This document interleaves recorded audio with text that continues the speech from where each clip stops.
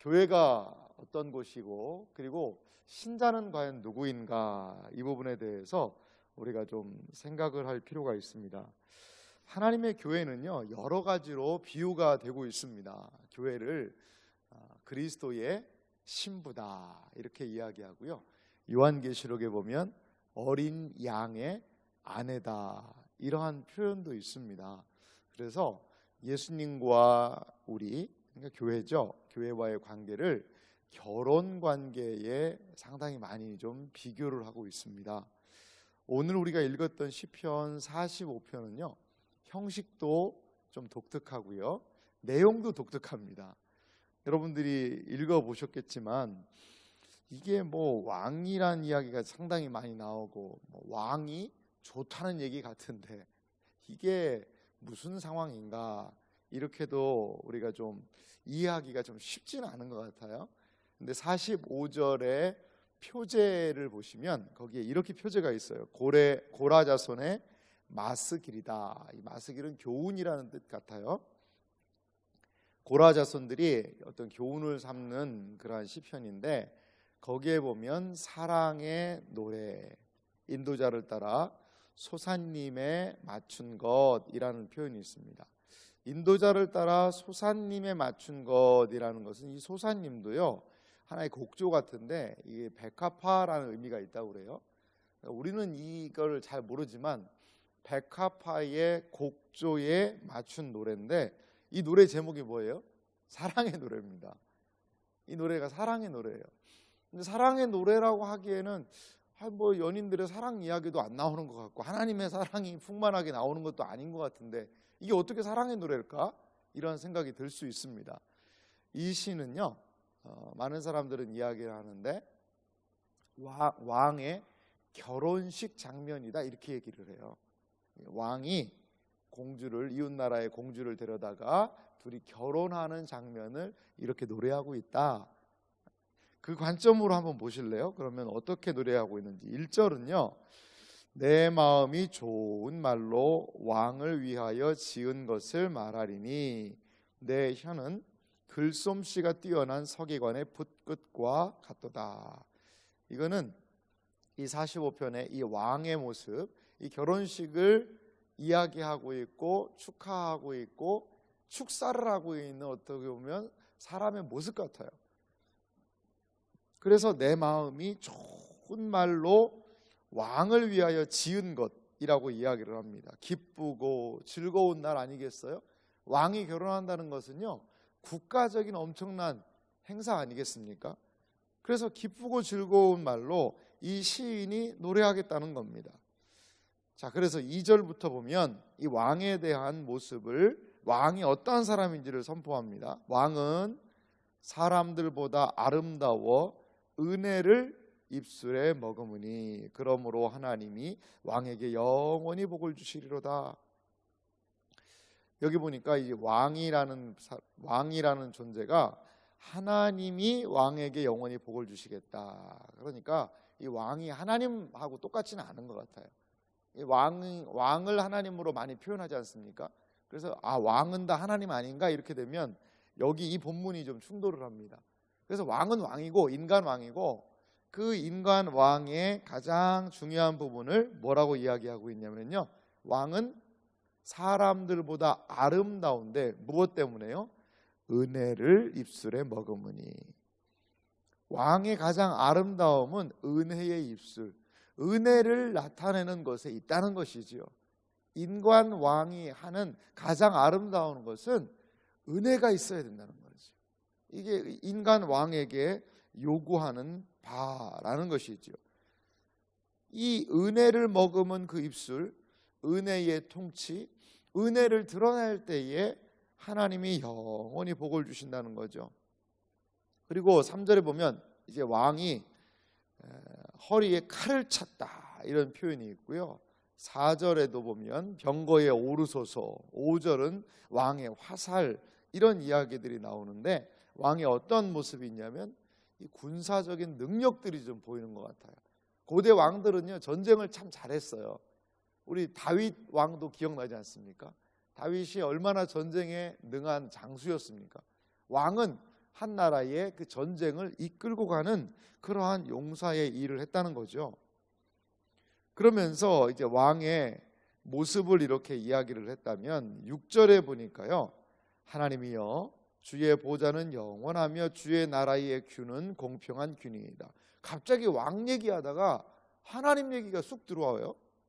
그리고 7절은 보니까 왕은 정의를 사랑하고 이렇게 이야기를 합니다.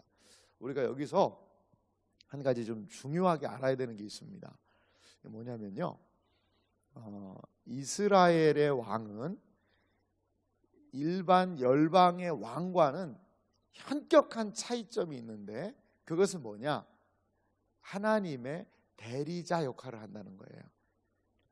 6절에서 하나님이여 주의 보좌는 영원하며 주의 나라의 균은 공평한 균이다 라는 것은 이 왕의 보좌가 하나님의 보좌의 그림자고, 왕의 균은 이 통치자들이 가지고 있는 홀 뭐 이런 거거든요. 그것은 하나님의 성품을 본받은 공평한 규가 되어야 한다는 것을 여기서 보여주고 있는 거예요. 그러니까요, 여러분, 이스라엘의 이 구조가 이렇게 되어 있어요. 위로는 하나님이 계세요. 그리고 아래로 누가 있을까요? 백성들이 있죠. 하나님의 백성들이 있죠. 이스라엘이라는 그 백성들이 있어요. 근데 이 하나님과 이스라엘 백성이라는 이 사이에 누가 있냐? 왕이 있는 거예요. 그래서 왕은요, 이중적인 역할을 합니다. 하나님의 모든 뜻을 누구에게요? 백성들에게 전하는 그러한 사명이 있고요. 또 하나, 이 왕은요, 온 백성을 대표해서 하나님께 나아가는 그런 속성이 있습니다. 그런 속성이 있어요. 하나님한테 나가는 것은 제사장이 하는 것 아닌가요? 이제 그거는 예배적인 부분이고요. 이스라엘 전체 국가적인 통치의 대표자로서 왕은 존재했다는 거죠. 하나님이 그렇게 세우셨어요. 그래서 왕에게 권한을 줘서 하나님의 통치가 대행되도록 그렇게 하는 역할을 하셨고, 또 온 백성을 대신하여 하나님께 나아가는 국가의 대표의 역할을 하나님 앞에서 했다는 거죠. 이것이 이스라엘 왕의 독특한 특징이었습니다. 그래서 우리가 이 역대하를 보다가 잠깐 이쪽으로 왔는데요, 역대기에 보면 남왕국 유다의 왕들이 많이 등장을 하잖아요. 남왕국 유다의 왕들이 형통하기 위한 조건이 여러분 뭐라고 생각하세요? 성경을 좀 보셨으니까. 열왕들이 형통하기 위한 조건이 뭡니까? 그거는 그 왕이 막 힘이 있어서 군사력인 능력을 많이 보유하고 돈 많이 벌고 돈 많이 가지고 있고 그걸로 로비하고, 그게 왕이 영원하게 하는 게 아니에요. 이스라엘 왕의 가장 중요한 특징은 뭐냐? 위로 하나님의 뜻을 잘 받드는 거예요. 그래서 한 사람의 하나님 앞에서의 온전한 예배자가 돼서 하나님께 착 붙어 있으면요, 그 나라가 융성하고 그 나라가 안전하고 그 나라에 복이 있는 것을 우리는 역사서들을 통하여 확인할 수 있다는 거죠. 히스기야라는 한 왕 보세요. 하나님 의지하고 신뢰하니까 아시리아의 18만 5천 명 이러한 사람들을 이기잖아요. 아사라는 왕을 보세요. 이 아사가 하나님 철저히 의지할 때에 구스의 세라의 100만 대군을 이겨요. 근데 마지막에 교만해지고 하나님 멀어지니까 그 왕의 입에서 은혜의 말이 나오지 않으니까 하나님으로부터 배척을 당하는 그런 모습을 볼 수가 있습니다.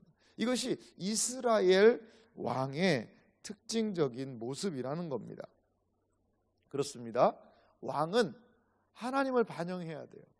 하나님을 드러내야 돼요. 그것이 바로 이 땅에 왕을 두신 의미라는 것입니다. 우리 그리스도인들도 마찬가지인 것 같아요. 그리스도인들의 형통함은 어디에 있을까요? 그것은 하나님께 있다는 것을 여러분 반드시 기억하시기 바랍니다. 우리의 마음 가운데 때로 갈등이 있어요. 이스라엘 왕들이 하나님 의지하고 신뢰하는 것들을, 그래서 형통한 것을 보면 나도 그렇게 하면 좋겠다. 그런데 우리의 삶을 보면 그렇게 하나님을 철저히 정말 의지하는가? 나의 가정에, 나의 사업에, 나의 직장 생활에, 나의 학업에, 나의 앞길과 장래에 정말 하나님께서 도움이 되신다, 하나님만 의지하는 것이 내 살 길이다라는 절대적인 그 마음을 가지고 산다면 하나님께서 정말 책임지시는 삶일 줄 믿습니다. 우리의 인생에요, 하나님의 시간표들이 있는 것 같아요. 20대에, 30대에, 40대, 50대, 60대, 70대, 80대에 하나님의 시간표들이 있어요. 그 왕 대신, 우리의 진정한 왕이 되신 그 하나님을 우리가 의지하며 나아갈 때에 우리는 하나님 안에서의 진정한 이스라엘 왕들처럼 형통함을 경험하게 될 줄 믿습니다. 이제 뭐 왕이 옷을 입은 부분 여러 가지를 이야기하면서 9절부터 보면, 9절 10절에 보면 이제 결혼 대상자인 공주가 등장을 합니다. 왕후가 등장하죠. 9절 중반절에도 보면요, 왕후는 오빌의 금으로 꾸미고 왕의 오른쪽에 서도다. 이제 두 사람이, 왕이 있고 왕의 오른쪽에 이제 왕후, 결혼할 대상자가 딱 서 있는 거예요. 그런데 오빌의 금으로 꾸몄다는 거예요. 근데 10절은요, 왕이 그 왕후 될 사람한테 하는 말이에요. 왕이, 딸이여, 아주 친밀하게 부르죠. 듣고 보고 귀를 기울일지어다. 내 백성과 내 아버지의 집을 잊어버릴지어다. 그리하면 왕이 내 아름다움을 사모하실지라. 그는 내 주인이시니 너는 그를 경배할지어다. 이제 이 왕이, 그 신부되는 이 왕후에게 이러한 이야기를 해요. 내 백성, 내 아버지 집은 다 잊어버리십시오. 이제 이곳에 왔으니 이 나라의 법도와 이 나라의 아름다움을 지키고 하면 왕과 나와 아름다운 사랑의 관계로 우리가 함께 할 것입니다. 이러한 사랑의 노래에 걸맞는 사랑의 고백을 하고 있지요. 그렇습니다. 뭐 이제 옛날 어른들이 뭐 그런 얘기하죠. 출가하면 외인이다, 이런 이야기를 하잖아요. 약간 그런 느낌이 여기 있는 것 같아요. 이제 이 나라에 당신이 왕후가 되었으니 이제 당신 집에, 당신 백성의 그러한 법도나 이런 것들은 잊어도 좋습니다. 이제 여기에서 이 나라의 법도를 따라 살아가시오, 이렇게 이야기를 합니다. 저는 이 부분에서 좀 이게 비약일 수도 있습니다만 이제 예수님과 우리의 모습을 좀 생각한 것 같아요. 예수님은 우리의 신랑이고 우리는 신부라고 이야기하잖아요. 꼭 교회도 이런 모습인 것 같아요. 우리도 이제 세상에 벗삼다가 예수님의 아내로, 어린 양의 아내로, 교회는 그리스도의 신부이기 때문에 우리는 예수님과 혼인한 사람들이에요. 그러면 이제 내가 예전에 행했던 그 습성들과 모습들은 잊어버려야 돼요. 이제 누구만 바라보고 살아야 돼요? 신랑 대신 예수님만 바라보고 사는 거죠. 예수님이 기뻐하시는 것이 나의 기쁨이 되고 예수님의 뜻이 나의 뜻이 되고, 그러면서 그 예수님과의 생활에 우리의 가장 핵심에 놓여야 한다는 거죠. 이것이 주님의 몸된 교회예요. 주님의 신부, 어린 양의 아내인 우리들이 살아야 되는 방식인 것 같습니다. 이 세상에서도요, 좋은 가정생활을 할 수 있는 것이 부부가 뜻이 하나가 되는 거잖아요. 예전에 살았던 방식들을 서로 고집한다면 그게 참 쉽지 않지 않겠습니까? 부부 생활은 또한 새로운 세계로의 시작일 수 있다는 것이죠. 이렇게 이제 결혼식이 계속해서 진행되는 것을 볼 수가 있는데요. 13절도 보세요. 왕의 딸은, 이건 이제 결혼할 왕후를 얘기해요. 궁중에서 모든 영화를 누리니 그의 옷은 금으로 수놓았도다. 14절 보면 수놓은 옷을 입은 그는 왕께로 인도함을 받으며 시종하는 친구 처녀들도 왕께로 이끌려 갈 것이라. 이 시종하는 친구 처녀들은 이 공주의, 온 공주의 뭐 시녀들이 아니에요. 시녀들이 아니라 들러리들인 것 같다라는 얘기예요. 친구들이나 아니면 다른 나라 왕의 딸들, 공주들이 와서 이 들러리를 서고 있는 그런 모습인 것 같습니다. 이 결혼식의 아름다움을 얘기하는 거죠. 그래서 15절에도 그들은 기쁨, 즐거움으로 인도함을 받고 왕궁으로 들어가리로다. 그러니까 왕과 공주가, 왕비가 결혼식하는 그 아름다운 이 장면을 여기에서 노래하고 있습니다. 그러면서 왕에 대한 마지막 권면과 축원을 이렇게 이야기를 합니다. 16절에 보니까 왕의 아들들은, 앞으로 왕에게 태어날 아들들은 왕의 조상들을 계승할 것이다. 왕이 그들로 온 세계의 군왕을 삼으리로다. 이제 그 자녀들이 이어져서 그 나라가 계속되기를 그렇게 지금 축원하고 있고요. 17절 보니까요, 내가 왕의 이름을 만세에 기억하게 하리니 그러므로 만민이 왕을 영원히 찬송하리로다. 이 17절 말씀만 딱 읽어보면요, 이거는요 하나님에 대한 찬송도 꼭 이렇게 하거든요. 그런데 이게 진짜 인간에게 돌릴 수 있는 그러한 노래일까, 이게 좀 헷갈리기도 합니다. 처음에도 말씀을 드렸습니다만, 인간 왕은 하나님의 통치를 대행하고 있다는 것이죠. 그것을 기억하면 이 구절이 이해가 될 것 같아요. 그렇습니다. 왕은요 하나님의 통치를 반영하는 거예요. 하나님께서 다스리시고 선한 그 입에서의 은혜의 통치가 계속되어서 하나님이 영원히 경배를 받으시기 원한다는 것을 여기에 포함하고 있는 것입니다. 사랑하는 성도 여러분, 교회는 꼭 이러한 부분이 되어야 될 것 같습니다. 교회는요 이 땅에서 하나님께서 누구신지를 가장 잘 보여줄 수 있는 것이 몸된 교회가 아닌가 생각이 들어요. 하나님이 누구이신지를 우리가 이 땅에 드러내는 것이 신자요 성도의 삶인 줄 믿습니다. 그래서 왕의 영광을 많은 사람들이 보고 하나님을 경배하고 있듯이, 주님의 몸된 교회를 보고 하나님을 기뻐하고 하나님께 영광 돌리는 일이 있어져야 한다라는 것이지요. 예수님께서도요 산상설교에서 그렇게 얘기했어요. 너희의 착한 행실을 보고 하나님께 영광을 돌리게 하라. 너희가 빛이요 소금이다라고 이야기하면서 너희의 그 착한 행실을 보고 하나님께 영광을 돌리게 하라라고 우리에게 일러 주셨더라는 것이죠. 시편 45편은 이렇게 왕의 결혼식을 통하여, 그 영광스러움을 통하여 하나님의 통치의 아름다움을 함께 노래하고 있습니다. 우리가 이 땅을 살아갈 때에 하나님의 온전하심을 나타낼 수 있는 삶, 하나님의 선하심을 드러낼 수 있는 교회요, 교회의 구성원인 우리 모두가 되었으면 좋겠습니다.